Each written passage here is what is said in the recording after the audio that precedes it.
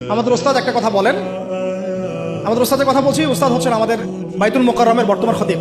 তিনি একটা কথা বলেন যে মানুষ, এটা আমাকে বলেছেন পার্সোনালি, অন্যদেরকে বলেছেন কিনা আমি জানি না, মানুষ যে বিষয়টাকে গুরুত্ব দেয় তার জন্য মানুষ সময় ঠিকই বের করে নেয়। মানুষ যে বিষয়টাকে গুরুত্ব দেয় তার জন্য মানুষ সময় ঠিকই বের করে নেয়। ফোন চালাতে তো আমাকে বলা হচ্ছে না, আমি টাইম বের করে নিচ্ছি। বড় কোনো ক্ষেত্রে গার্লফ্রেন্ডকে সময় দিতে আমাকে বলা হচ্ছে না, আমি টাইম বের করে নিচ্ছি। আমি ইউটিউবিং করতে টাইম বের করে নিচ্ছি। আমি ব্যবসার জন্য টাইম বের করছি, রাজনীতি করার জন্য টাইম বের করছি। কোরআন শেখার জন্য আমার টাইম হচ্ছে না। তার মানে আমি কোরআনকে, সিরাতকে, হাদিসকে, ইসলামের প্র্যাকটিক্যাল বিষয়গুলোকে আমি এতটা মূল্যায়ন করছি। As simple as that.